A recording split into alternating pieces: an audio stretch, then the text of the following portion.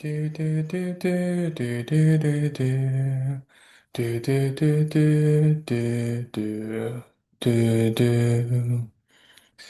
Happy Father's Day.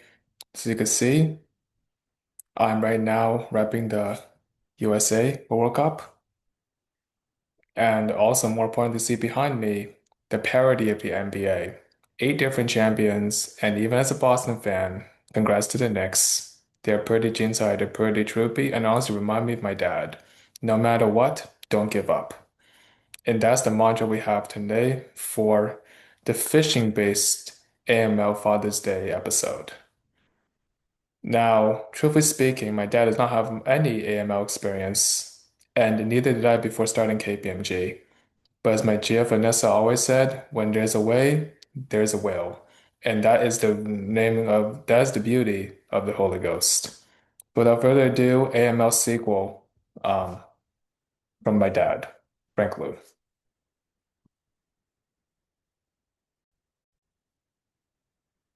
So this episode obviously is based on AML sequel querying, and you can tell my dad is an avid fisherman. He wants to basically fish when he retires. So obviously it's all about big data and fishing for this episode. Not fishing the scam, not that, but fishing like casting reel and rod, that stuff. So select db.aml.like from db.aml.subscribe, where db.aml.notification equals true. Select and subscribe for my dad. As you can see, once again, funny little memes. Guys fishing, a guy really struggling with fishing, Pengu loving the fish, and then the fish going, a little crazy. Once again, it's a fun little GIF party here for Father's Day. So today's episode is in five main parts. We have the SQL basics and refreshers for those who don't know SQL that well. We have AML with querying. We talk about fishy stuff with gambling businesses, especially with all y'all, doing them bets with sports betting, with Bet365, with Kalshi, with FanDuel, stuff like that. And then two demos. One is, of course, is Shimano, which is his favorite, fishing rod brand. SQL Shimano structuring. And then demo two, which my dad also helped me code, is a big fish in a small SAR. So just like the Mother's Day episode, dad helped me on this one. So call me, yeah, a daddy's boy. I don't care. It's Father's Day. Who cares? So, what is a query? So, three definitions. One is a question of something highly unusual. AKA, I have a query. Why did the Wemby Spurs get smoked in five versus the Knicks in NBA Finals 2026? Who knows? The Spurs not ready. The Knicks too good. Everybody's better than Brunson to become Brunson. I don't know. And of course, question number two, request for more information or line or of inquiry. That's the usual understanding of querying, essentially a question. Of course, the AML version is very interesting. A form of SQL aggregation and coding to determine illicit source of funds, rapid movement of funds, or plain old structuring. So here's a very quick SQL code to determine the top five places to fish in Florida. And as the SpongeBob fish would say, select star means select everything. Select top five star from Florida fishing spots, which is a random database that we are querying from, which state equals Florida. Okay, it's more advanced now. Write a SQL query to determine the average length of fish caught in Florida in 2026. And just take the fish mentioned again, SQL has built-in average sorry, not mixed, average min, max, exert functions. So this is what happens. You don't have your dad editing your work. You got to make some typos. So yes, here's the actual query. Select average catch amount as average fish caught. That's basically a way of doing alias in SQL. From catch records, where state equals Florida, and extract year from catch date equals 2026. Extract is another built-in function to extract a year from a date. And then finally, very simply, write a SQL query to group the fish into freshwater and saltwater fish. And the reason why we do that, because there's license differences in fishing regards to freshwater license and saltwater license. Here in Florida, it's like 15 bucks for a saltwater license. So select water type, average cash amount as average cash, from Florida Catch 2026, where year is 2026, and group by water type. Of course, very big difference. SQL order by is not the same as SQL group by. Order by order matters, permutation matters. Group by is just aggregation. And then finally, we get now to AML querying, part one. This is basically like you're casting the reel of the fish and seeing how far the line goes before you get the fish. So we talked about structuring multiple times in this season of coding missions. Not going to go over the definition again. Something very interesting that I've been doing recently with cases of KPMG and also with some other stuff is profile deviations. Essentially stuff that don't make any sense in a transaction from profile. For example, if my dad keeps on buying like extra, Shimano rods and then paying like $10,000 to like Bank of America or something every single time, that makes no sense, right? That'd be SAR. Of course, if it's just $500 depositing just for the rod, then of course it makes more sense because Shimano costs that much. It's really common sense type of deal.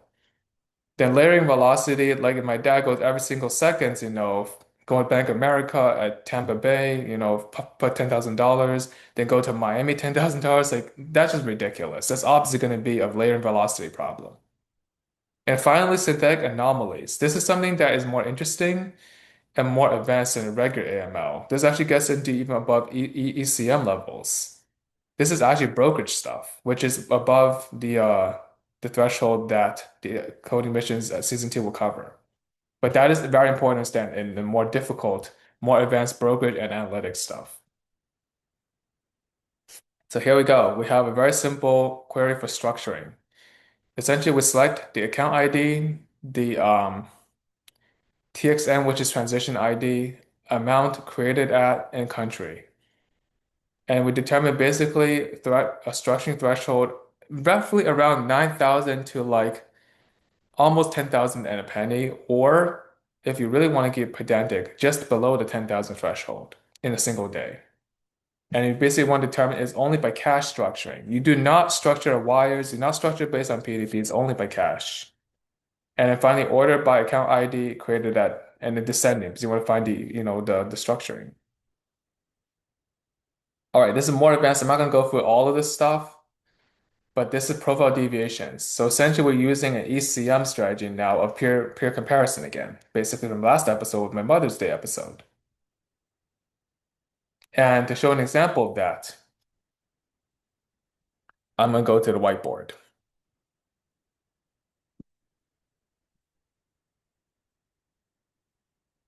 So I'm going to go to the whiteboard now.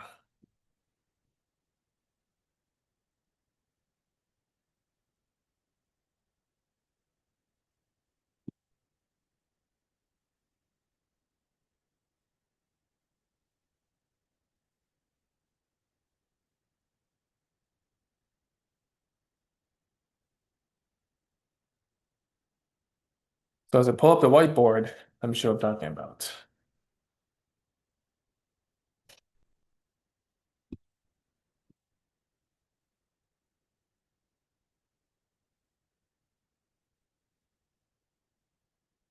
Yep. So the whiteboard is here.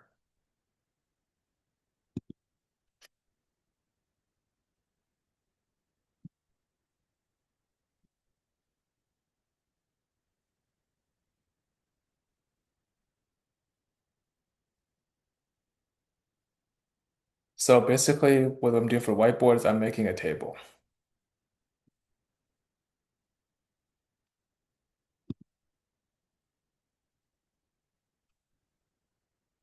So for example, we have the following transactions.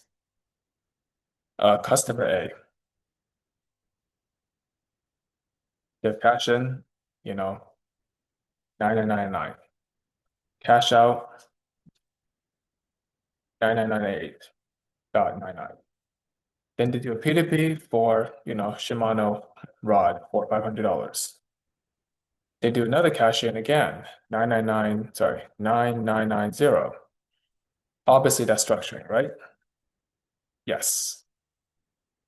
Now, if I double this thing again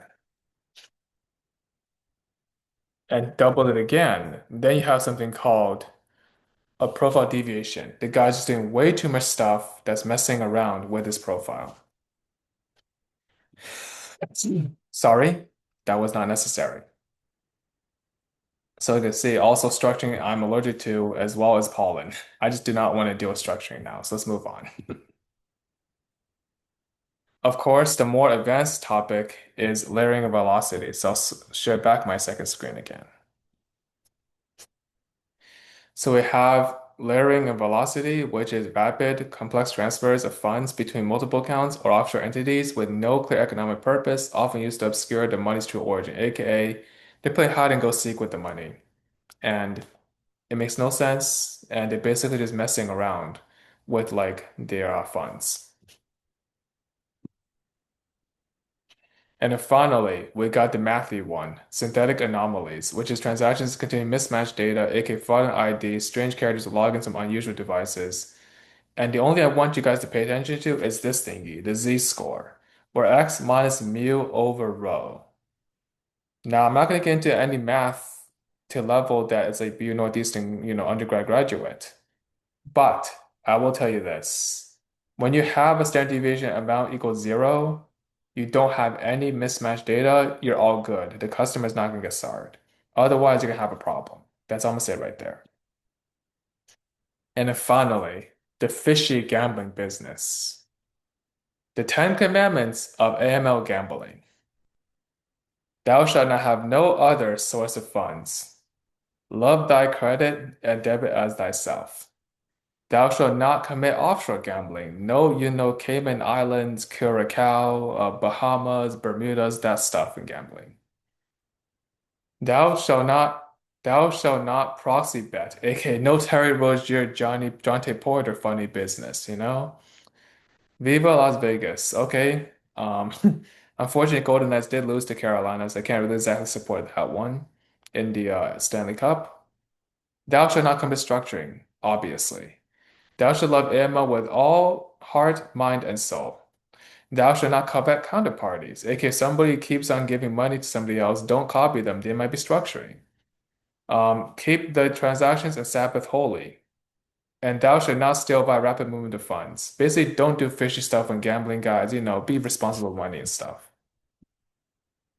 And now some nice dad jokes, because Father's Day. What do you call money that isn't yours? Nacho dinero. What does my dad say when he sees SQL code as suspicious, a red herring? Who here forgot all transactions from online are? Nice little dad jokes. And then finally, get some good old coding. So this is obviously my dad's Shimano fishing rod. So demo one is the Shimano SAR structuring. Write a SQL code to determine which cash deposits for a series of transactions in cash, ACH, and P2P from ECM contain structuring. And here's the gist. So here's the gist we have. We have first create a table, Shimano structuring transactions. That's pretty straightforward. Then we insert into some dummy data, for Dash Shimano wheel, which is the P2P. KPMG deposit. I don't actually earn that much. It's just simply fictional per week. Jeff Vanessa, why is a conference payment? That's something we do for church. For Dad's World Cup game. A little too much, but hey, you know what? World Cup is World Cup. And Orlando Teller, cash, structuring again. This guy probably betting on the Knicks. He was close. The Knicks won in five, not in four. So they lost $250 right there. And of course, again, Orlando Teller cash. This time structuring again. And then we determined the total daily totals per entity account for cash over velocity. So this part, Dad wrote the logic. I didn't write this logic. So essentially, we use a cast to find the transaction day. We determine all these different types of logics, and then we group by them. Then this part I wrote, which is pretty easy, which is a filter and high flag risk. Essentially, if you always have high general velocity in an ECM, you're going to have structuring problems. And remember, structuring is a standalone problem. It's not just only structuring and ECM. You gotta separate the two. Just like back in cloud analytics, you can't just simply only have on-prem and hybrid. You have one or the other. You can't have both. And finally, essentially, we determine from 95%, which is the main percentile of the structuring, um, whether we have a cash deposit or not. And once again, I'm bringing out the whiteboard for this one.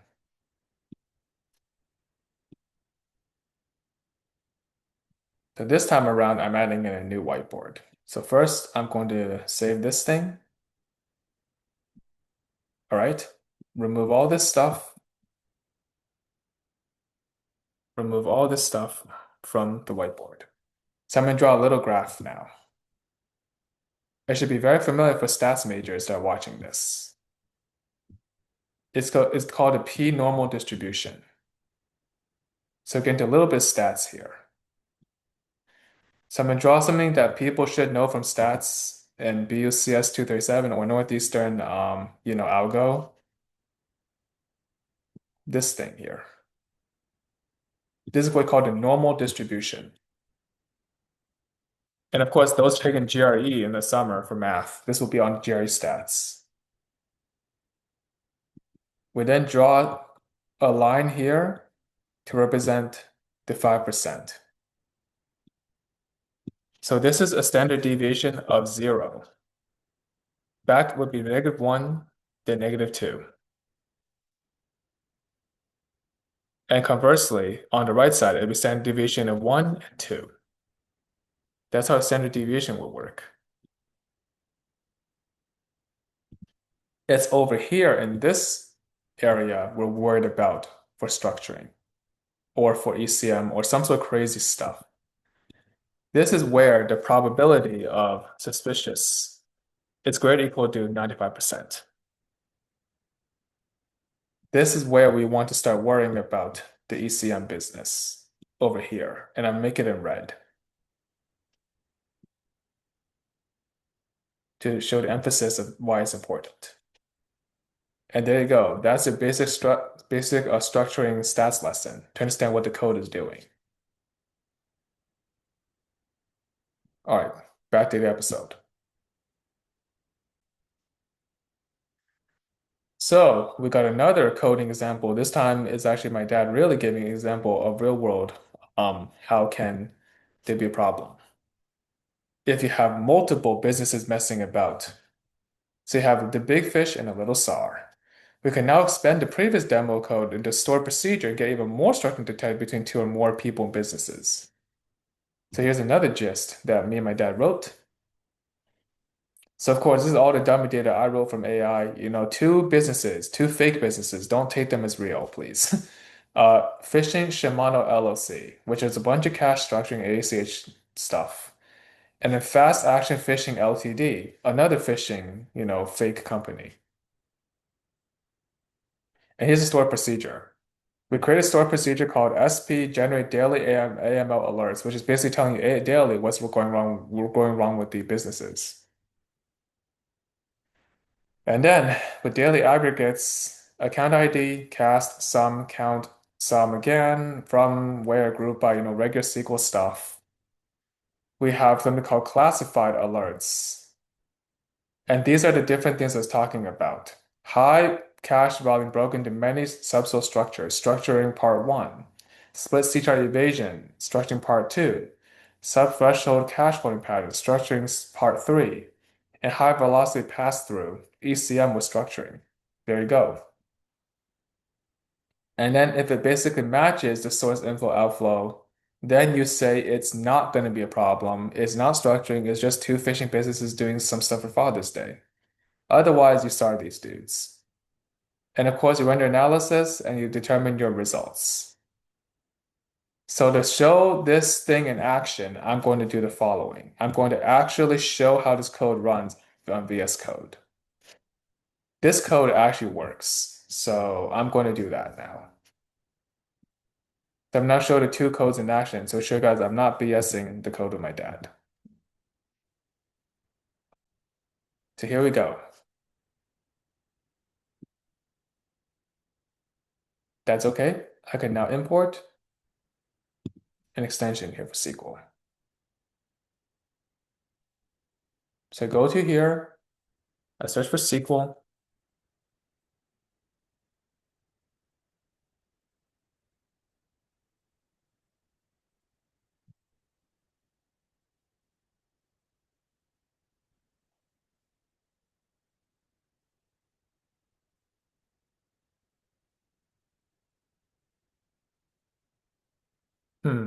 Interesting. Okay, I got it.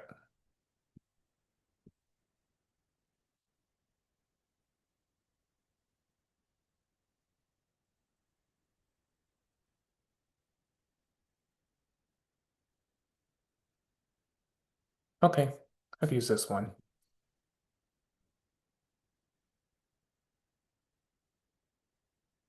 So go back here, run the structuring SQL.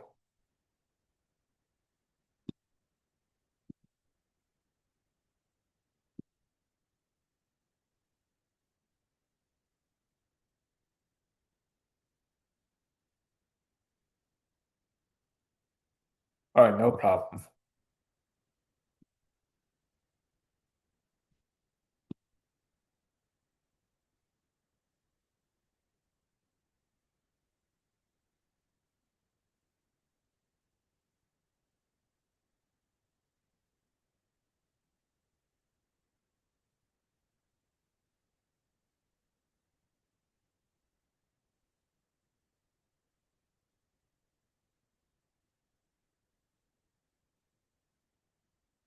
Add configuration for SQL.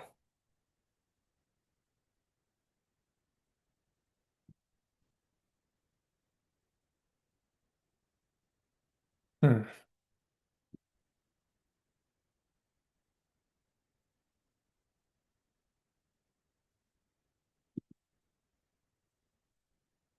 All right, no problem. Go back to here. Select all.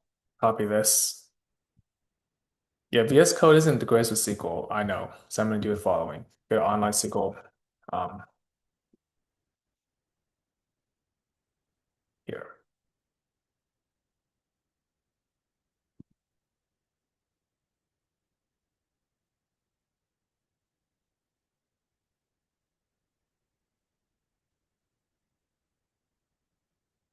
Okay.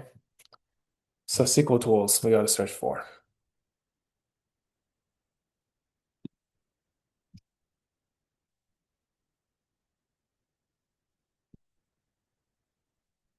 We got to search for SQL tools.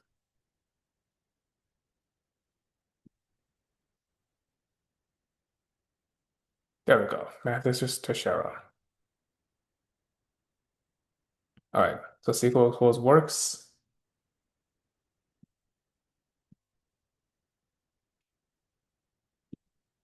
We got to find a connection.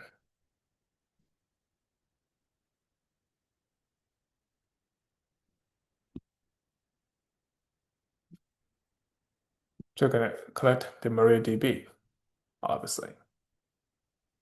And we're going to connect to SQL Server, obviously. All right, go back here again.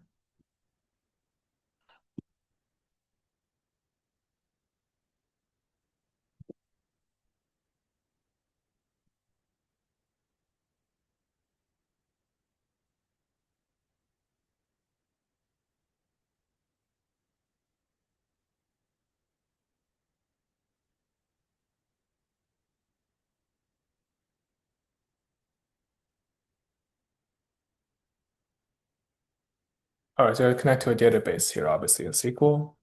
So we're going to do that right now.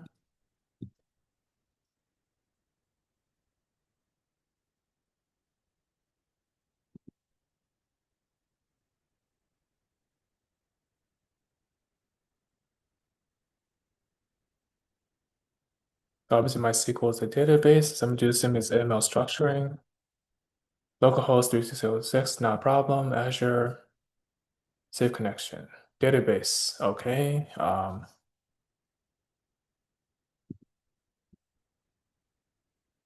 This is going to be my database name.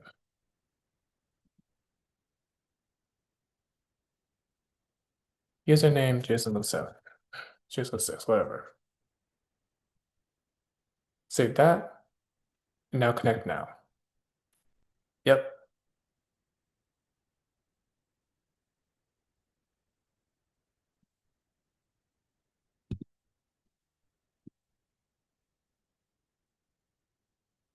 So obviously we need to know a password, right?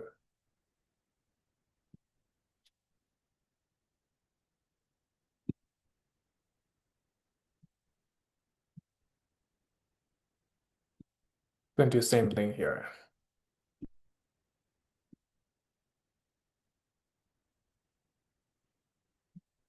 We're gonna do the same thing. Paste here, Shimano structuring transactions, database structuring username JSON06.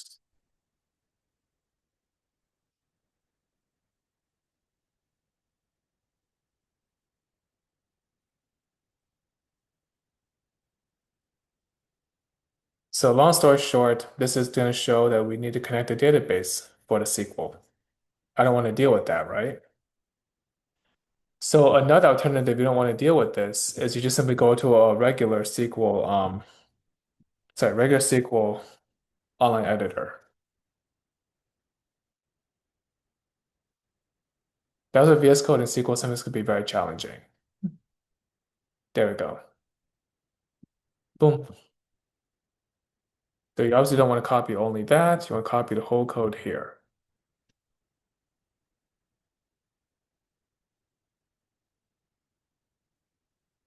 Okay, there's some error, unfortunately. I think I know why. These things. Obviously, SQL has changed a lot since I last used OpenUHG.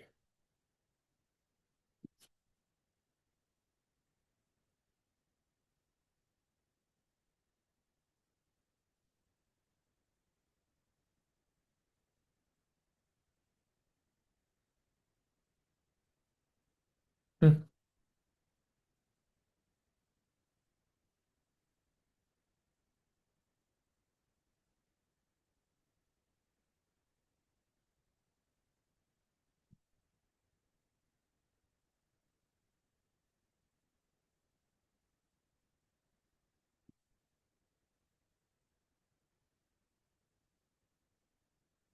Okay, removing all comments and this thing.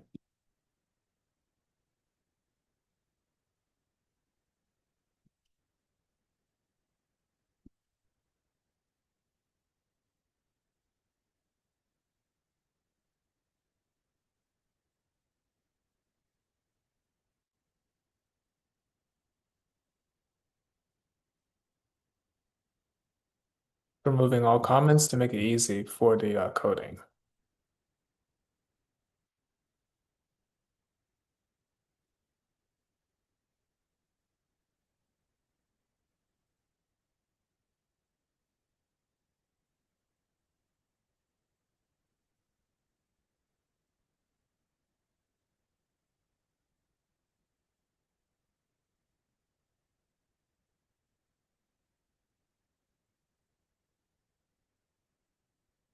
Hmm, interesting.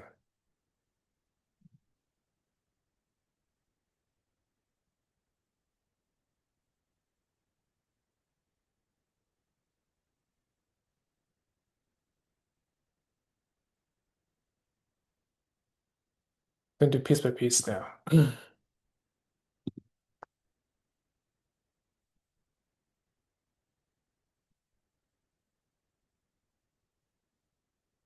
Okay, this is not great. So obviously not a great SQL compiler.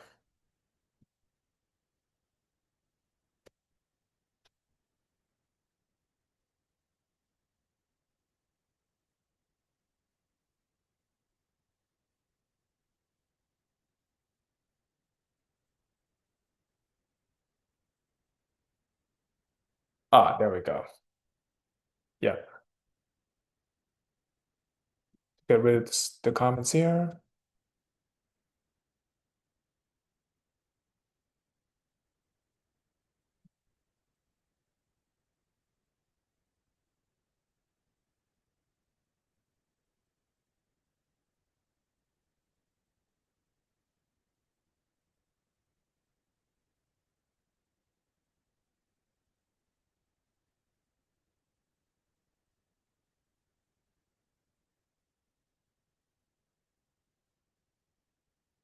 Okay, good. That's a little bit better.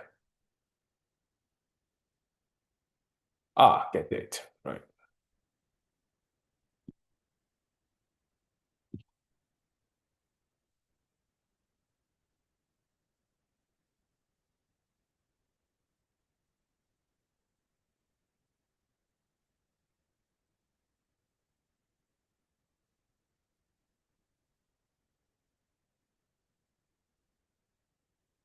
But no such table to deposit transactions.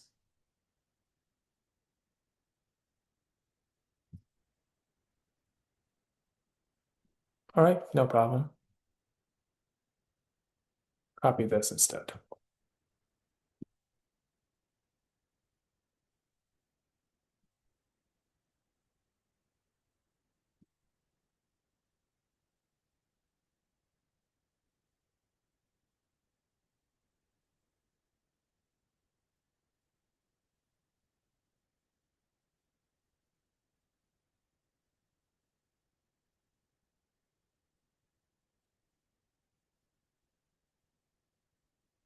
Hmm. All right, let me just remove all this and create the table.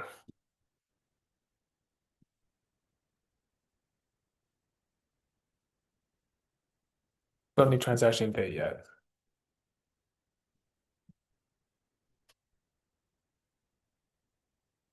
There we go. So create a table. Beautiful.